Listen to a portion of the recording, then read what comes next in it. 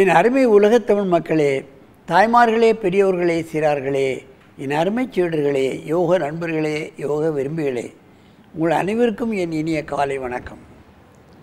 கலைஞர் தொலைக்காட்சி நிகழ்ச்சியில் நலமுடன் வாழ என்னும் பிரிவில் யோகாசனத்திற்கு அதிக முக்கியத்துவம் தரப்பட்டிருப்பதை நீங்கள் அறிவீர்கள்.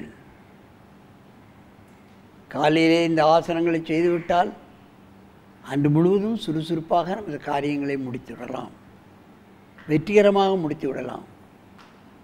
நோய் என்பதே உங்களை எட்டி பார்க்காது. நோய் வந்தால் தானே ஆஸ்பத்திரிக்கு போக வேண்டும். இன்றைக்கி சிறு குழந்தைகளுக்குத்தான் அதிகமாக மருந்து செலவு ஏற்படுகிறது. நாம் லீவ் போட்டுக்கொண்டு ஆஸ்பத்திரியில் போய் காத்து கிடக்க வேண்டியிருக்கிறது, அப்பாயின்மெண்ட் வாங்க வேண்டியிருக்கிறது. எத்தனை பிரச்சனைகள். எல்லா ஆஸ்பத்திரியிலும் கூட்டம், தர்ம ஆஸ்பத்திரியிலும் கூட்டம், காசு கொடுத்த ஆஸ்பத்திரியிலையும் கூட்டம். நோய் பெருகி விட்டது. மக்கள் ஆரோக்கிய வழிக்கு செல்லவில்லை. நோய் இல்லாமல் வாழ்வதற்கு வழி என்ன என்பதை தேடவில்லை. டாக்டர்களைத்தான் தேடுகிறார்கள், மருந்து மாத்திரையைத்தான் தேடுகிறார்கள். இப்படி ஒரு வழி இருக்கிறது. நமது முனிவர்கள் சொல்லி தந்திருக்கிறார்களே, அதற்கு ஏன் வரக்கூடாது? வருகிறார்கள். இப்பொழுதுதான் வந்து கொண்டு இருக்கிறார்கள். பள்ளிக்கூடமிலே ஆரம்பிக்க வேண்டும். கல்லூரிகளில், ஹைஸ்கூலில் எல்லா மாணவர்களும் கட்டாயப்பாடமாக்க வேண்டும். இப்பொழுது அரசாங்கத்திலே ஏற்பாடு செய்து கொண்டு இருக்கின்றார்கள். நிச்சயமாக அந்த நாள் வரும் என்று நம்புவோம். அந்த நிலையில் இன்றைக்கு பார்ப்பீர்களானால், நமது அரங்கிற்கு நாதல்ல வித்யோத்யா அம்பத்தூரிலிருந்து இங்கே காசிகா 3வது வகுப்பு, பிஎஸ் ரிஷி யூகேஜி, பாருங்கள், வயது வித்தியாசம் இல்லாமல் 2 பேர் வந்திருக்கிறார்கள். அவர்கள் இப்பொழுது கபோடாசனத்தை செய்ய போகிறார்கள். இது சற்று கடினமான ஆசனம்தான். என் அருமை குழந்தைகளே, நீங்கள் பத்மாசனத்தை கலைத்து விட்டு கபோடாசனத்துக்கு வாருங்கள். அப்படியே குப்புறப்படுங்க.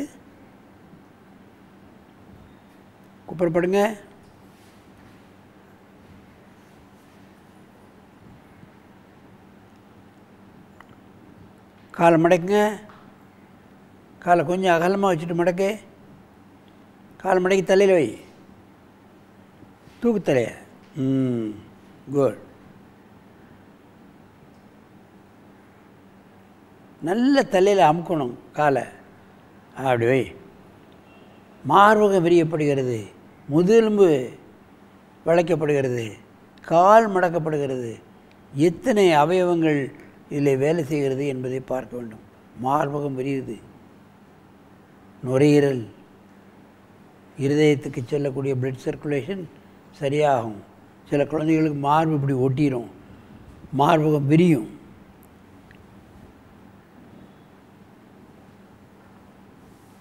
மெதுவாக இந்த ஆசனத்தை கலையுங்கள். கீழே இறங்குங்க. காலை கீழே போடு. நல்ல மூச்சு வாங்கு. சரி, இப்போ ஒருவருக்கு நேராக திரும்ப. அப்படியே திரும்ப. வை, தலையில் வை, காலை வை. கபோடாசனம். சில குழந்தைகள் இந்த 2 காலையும் கழுத்தை கொண்டாந்து இப்படி வச்சிடும், கழுத்தை பிடிச்சிடும். அதுவும் கபோடாசனம் தான். நேரே பாரு, திருப்பாத தலையை. அப்படியே சின்ன குழந்தைகள் எவ்வளோ அழகாக செய்கிறது பாருங்கள். அதைத்தான் நாம் கவனிக்க வேண்டும். கபோடாசனம். அப்படியே இறக்கு, அப்படியே இறக்கு. நேராக வந்து பத்மாசனத்தில் உட்காரு. எந்திரி. அங்கே பார்க்க, கேமரா பார்க்க உட்காரு. நல்ல திரும்பு.